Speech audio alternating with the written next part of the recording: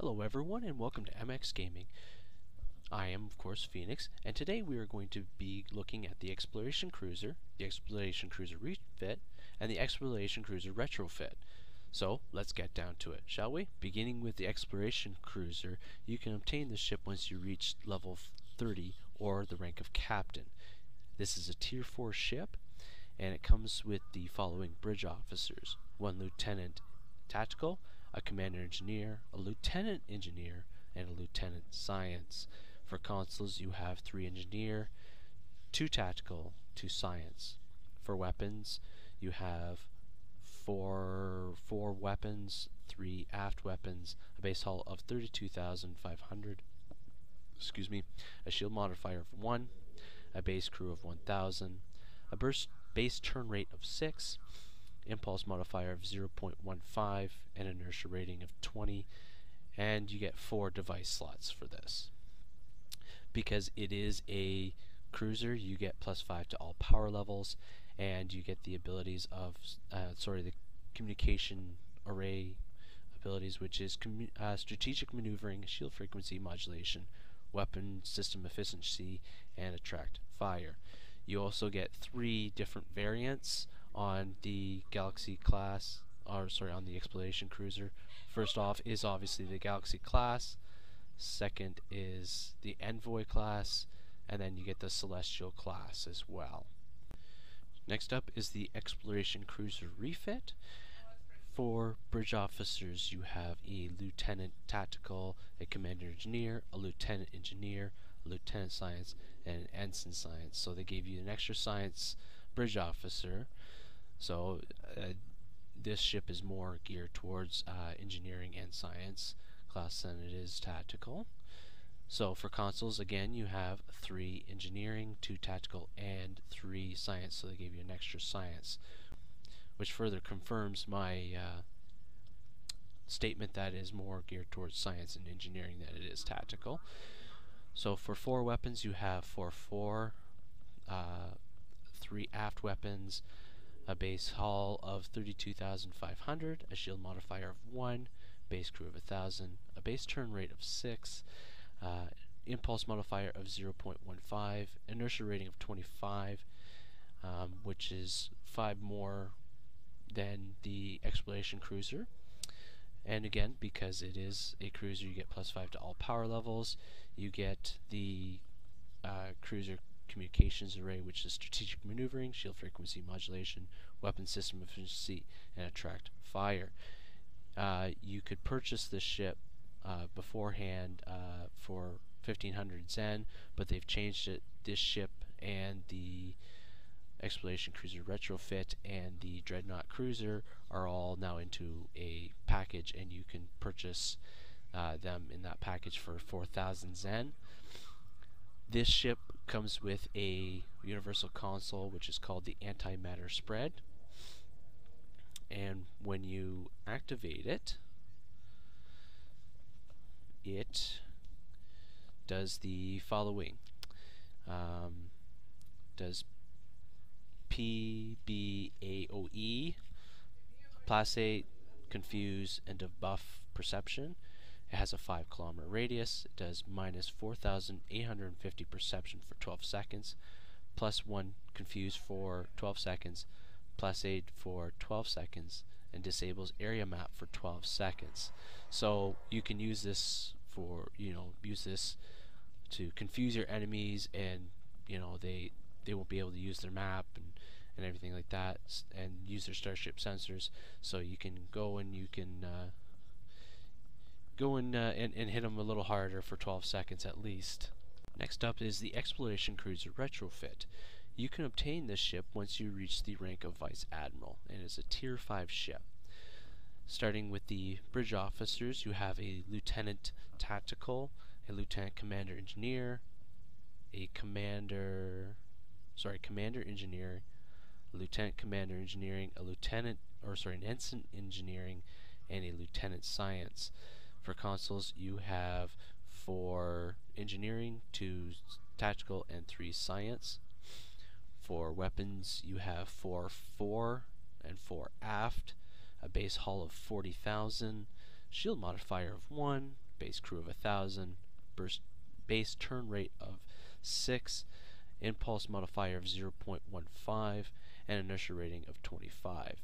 Again, because this is a cruiser, you get +5 to all power levels, and you get the cruiser communications array, which is strategic maneuvering, shield frequency modulation, weapon system efficiency, and attract fire. This ship also comes with a non-universal console, a console for this particular ship, and that is the separation module. And once it separates from the ship, you get a minus 15% hull HP, plus 75 to impulse speed, plus 10% turn rate, plus 10% weapon power, minus 5 to shield, engine, and auxiliary power, and crew capacity is set to 100, and you also get a minus 5% to shield HP. You can purchase this ship. Originally, you can purchase this ship for 2,000 Zen, but they've wrapped the Exploration Cruiser Refit and Retrofit and the Dreadnought Cruiser all into one. So I think you pay 4,000 Zen for all three, and you can get all three, and you can get all the consoles and whatnot, and you can put it onto your Dreadnought Cruiser class, which I will be reviewing at a later time. Now it's time for the starship design. Starting with the Galaxy class starship in variant of design, as you can see, the saucer section is quite large, larger than the previous starships. Still has the convex sections here.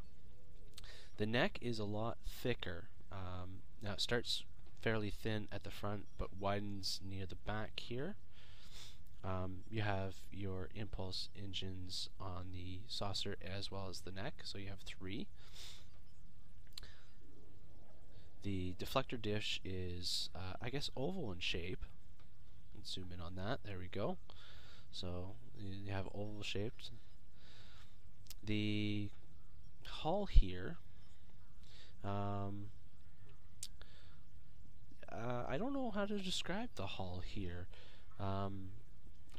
It seems,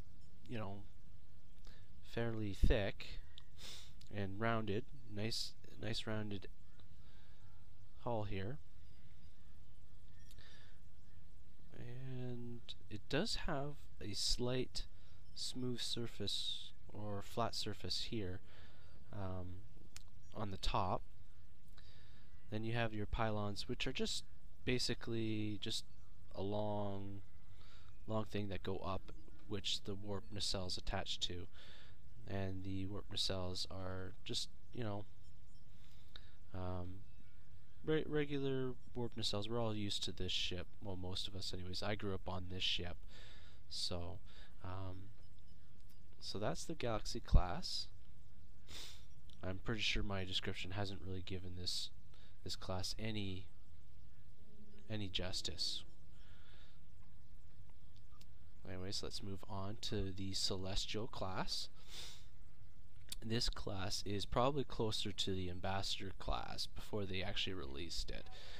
As you can see, the saucer section, I think, is smaller than the Galaxy class, but it is a lot, I guess, thicker at the top and bottom. It really bubbles out. Again, it's got pretty much the same neck as the Galaxy class, except for the impulse engine is much higher up, and it's got this little thing jutting from here, and of course you still have your impulse engines on the saucers. The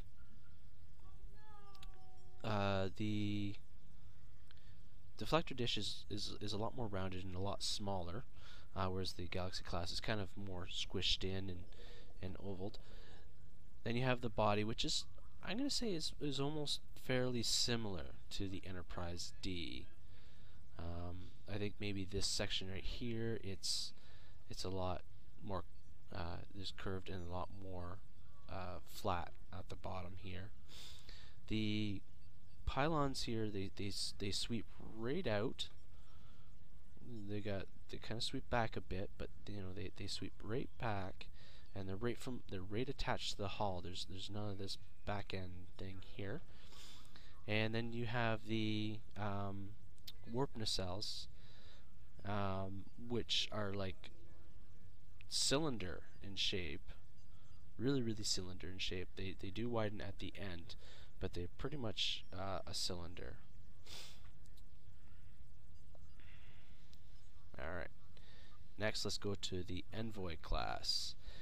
The Envoy class, I think, is probably one of the ugliest designs they ever came up with this ship. The saucer section, I don't know if you can see this. This is really dark.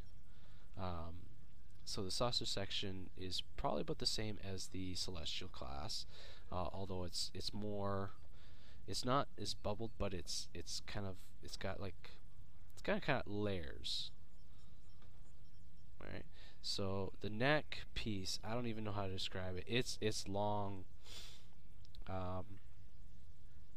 It's got looks like an extra back piece here, like armor plating almost. So you got your 4 warp nacelle or impulse engines there. Your deflector dish is on an angle. It's a small circle, kind of like that of the Advanced Heavy Cruiser. The hull is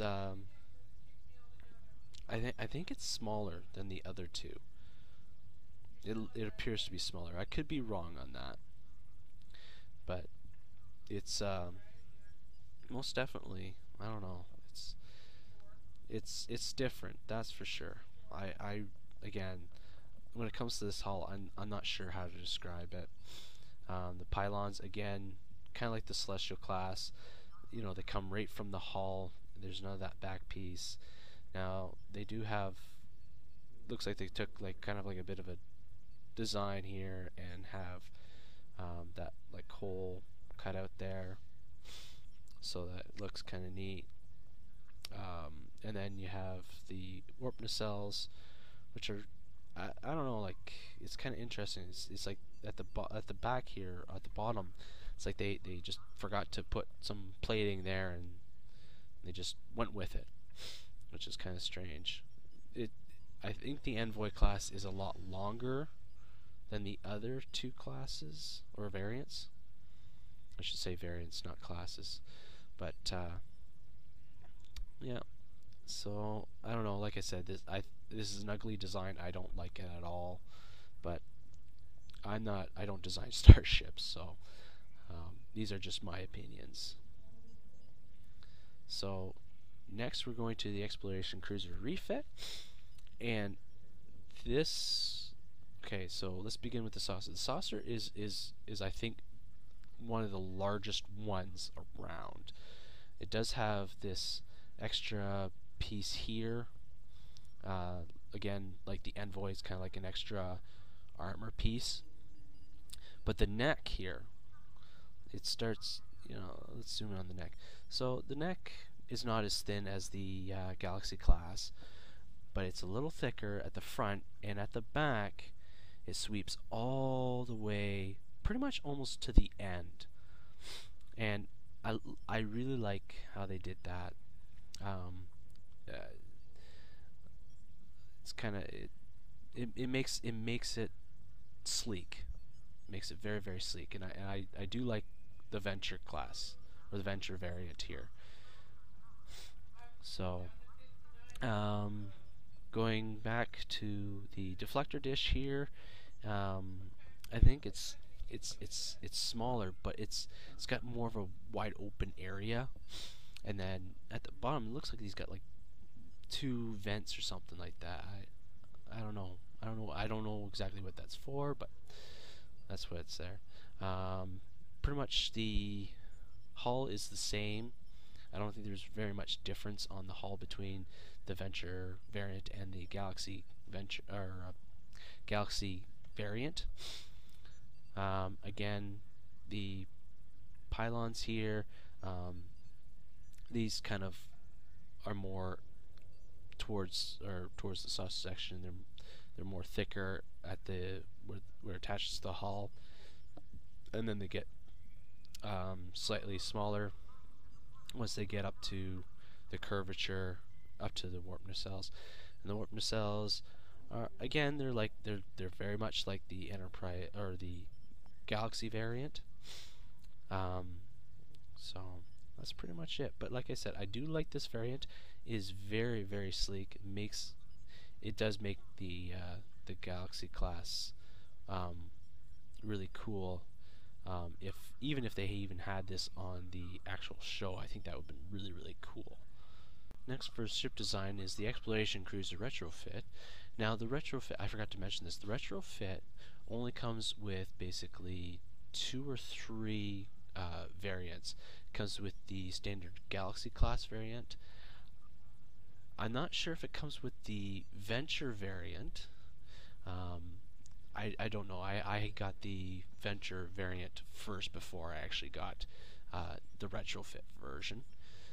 But it also comes with the Monarch version here. I don't know if you guys can see that.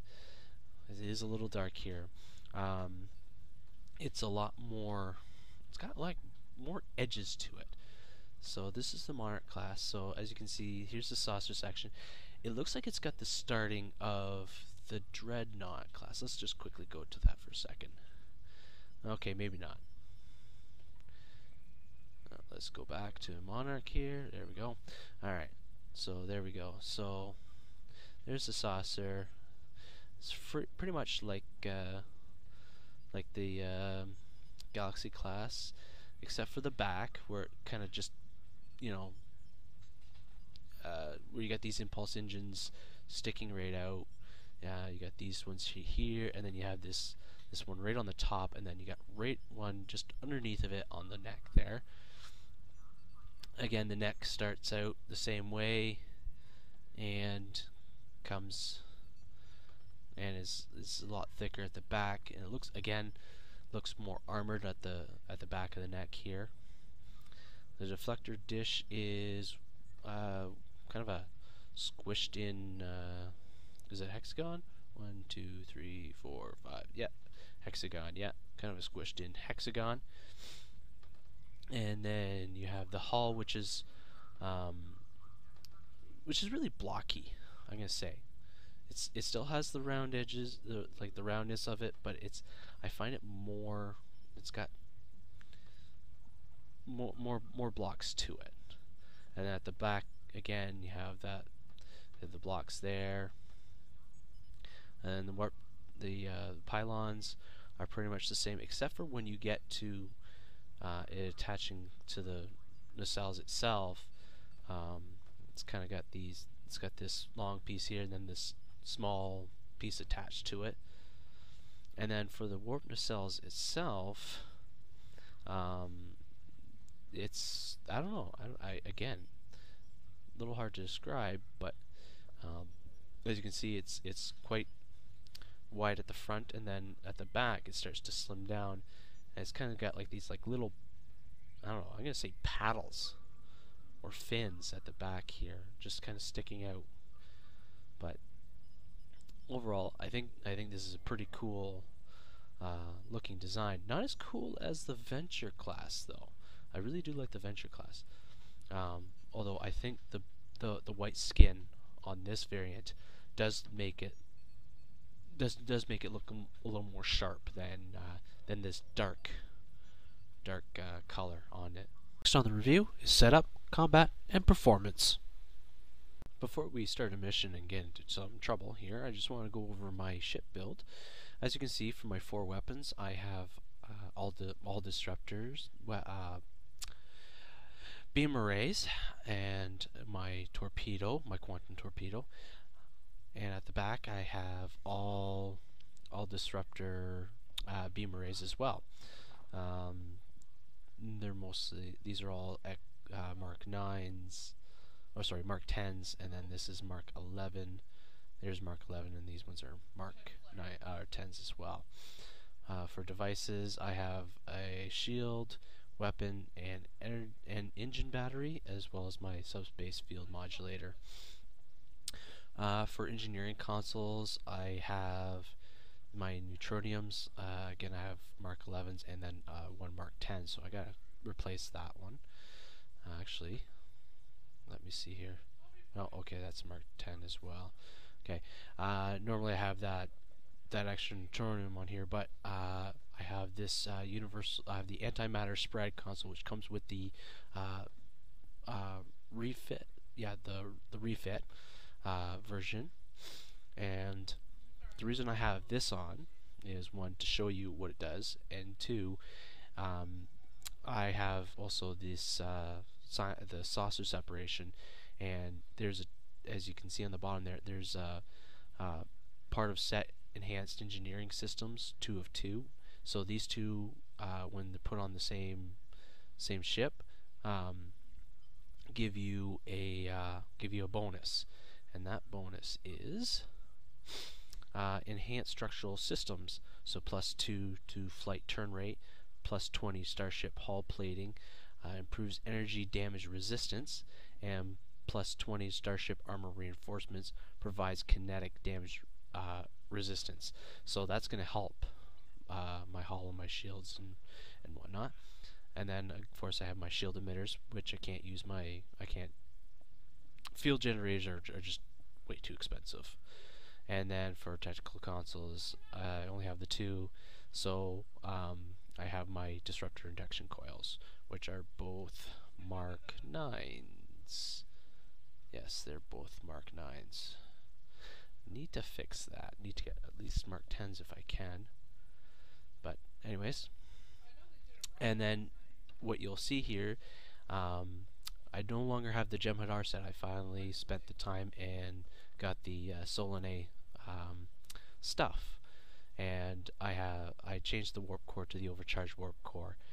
Not happy about that because the other one gives better stats, but I did that because this is included in the set, so I get some cool bonus stuff after once I have all these 4 on here. So I have the deflector array, which gives me plus 1.8% accuracy, plus 35 starship structural integrity, which I need, 35%, or sorry, plus 35 starship power insulators, plus 35 starship particle generator. Those 2 don't really help me very much, but it's better than the Jem'Hadar stuff I was having. Alright, for the impulse engines, I get plus 17.1 flight speed, plus 0.16 flight turn rate, plus 1.2 weapon power settings, plus 2.5 auxiliary power settings. Now there's a star here. It says power bonuses increase at low power when hit by directed energy attacks. You have a 25% chance to gain plus 3.5% turn rate and plus 0.52 flight speed for 15 seconds. This effect stacks up to 5 times. Thrusters 25% speed when engines are disabled. So full impulse, all power to engines, plus 120.7 to flight speed, diverts all powers to engines.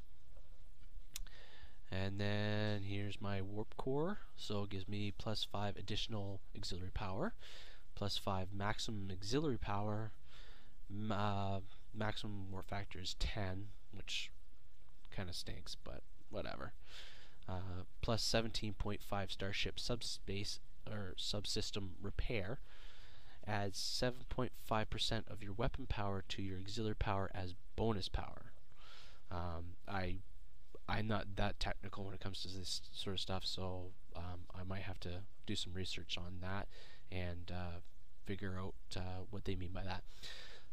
Subspace fold, self-teleport, instantly move approximately 2 light year forward, only usable in sector space. So in my Let's Play, I mentioned that the species 8472 likes to, go into kind of like a little fissure and then pop out somewhere else. This is what that does, but the only thing is it only does it in like areas like here in sector space where like I'm in like the Sol system where the space dock is, So that kind of stinks. And then battery capacitor repairs disabled auxiliary systems plus 15 auxiliary power settings for 10 seconds. Then I have the resilient shield, which gives me I believe that's 6,241.5 maximum shield capacity, 5% absorption, 5% bleed through. 200. I'm gonna say that's 218.9 shield regeneration every 6 seconds. Reduces all energy damage to shields by 10% when hit by directed energy attacks. You have a 1% chance to reflect 33% of that damage back at the attacker. This effect cannot be triggered more than once every 2 seconds. So, with all that information out of the way, let's look at the bonus stuff here. So, if I only had 2 of the sets, actually, because I have all 4 sets, I get actually all of these. But if you only have just 2 of them, you get plus 3.1 shield power settings and 0 shield power settings. Bonus increases at low power. Again, I'm not really too sure what that means. I would have to do some research and see what that is. Set 3, structural integrity leech, grants all your energy weapon attacks a 2.5% chance to repair your hull for 100% of your damage they deal. May only trigger once per second. Maximum 1020.4 hull restored. Minimum is 255.1 hull restored. So that's pretty good. If that kicks in, you're almost laughing sometimes. And then because I have all 4, and this is what you probably want to aim for, the advanced metaphasic shield says in brackets 15 max. So I'm not entirely sure what that means. So it targets yourself, 0.5 second activate and 3-minute recharge. There's the down right there. There's a 3-minute recharge. So outgoing damage reduced by 20%. So flight speed and turn rate reduced to 50% of current. Plus 600 all damage bonus resistant rating. Plus 50 shield power settings. Converts 50% of incoming energy damage into shield restoration, immunity to teleport. So that's pretty cool to have, actually. This is something that you really want to aim for. Think these 2 are passive abilities, and this is an actual icon that will show up, and I believe I have that. So yes, there's the advanced metaphasic shields. So this is an ability that you get.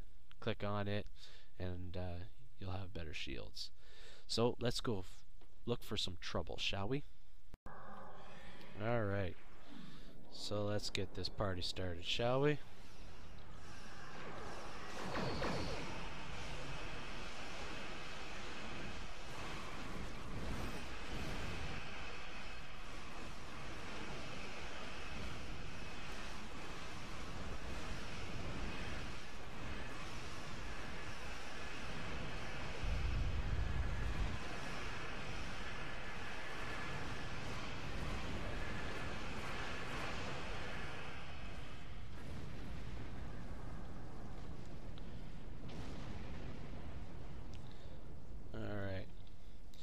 As you can see, she turns very slowly, and when she gets up to speed, it's kind of hard to get her to stop.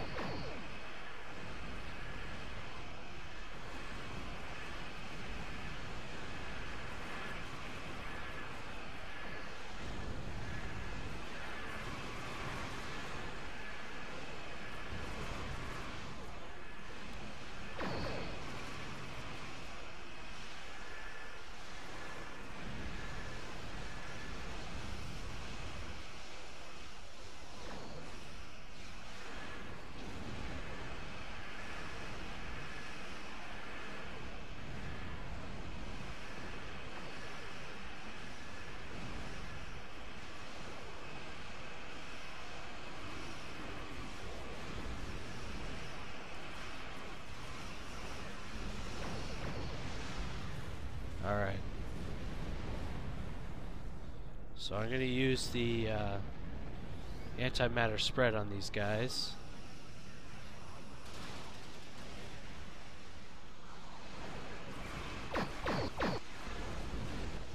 I don't think I was close enough to hit a lot of them. Oh well.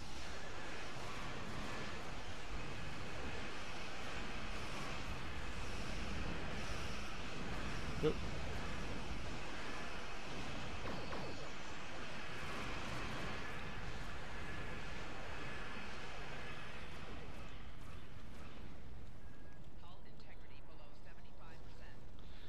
You don't say. I wasn't paying attention to my shields. Resulted in getting some damage done there. Disarm your weapons. You will escort us to your homeworld, where we will begin assimilating your culture and technology.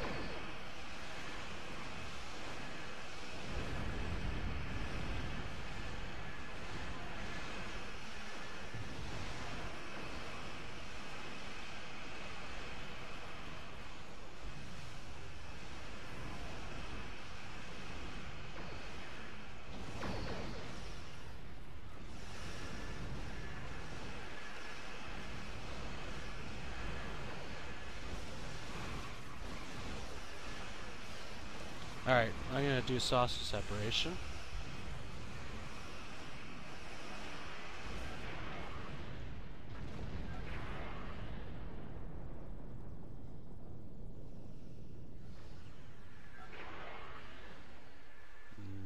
That's... oh, okay, I see.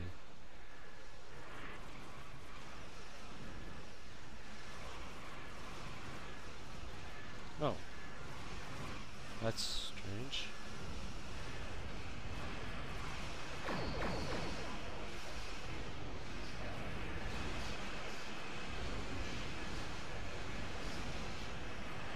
Apparently there's a glitch.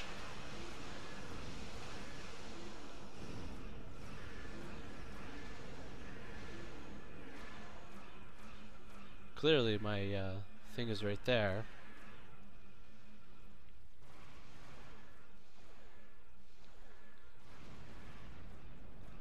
That's really strange. My saucer's over there, but yeah, it's right here. That's attacking, so that's good.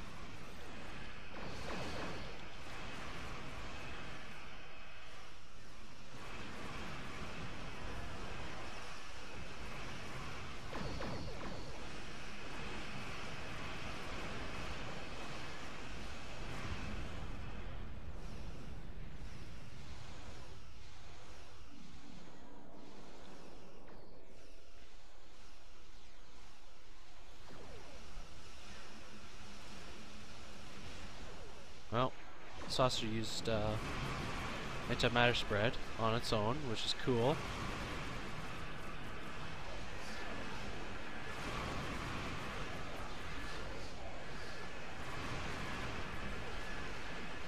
I'm gonna use it again.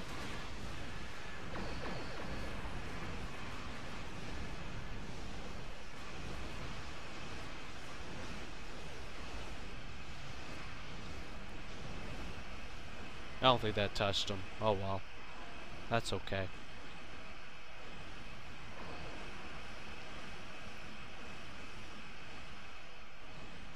So here's the metaphasic shielding. There we go. And there we go. Boom. That's new. And there we have it. Wow.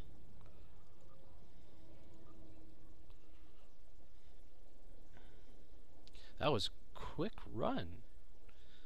I don't think I've ever done it in around 6 minutes before, but that was amazing. Wow. I really like that. That was nice and quick.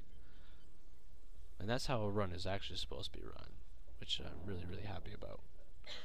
But anyways, so there's my review on the Exploration Cruiser, Exploration Cruiser Refit, and the Exploration Cruiser Retrofit. So I hope you enjoyed the video, and we'll see you out there, and live long and prosper. Thank you.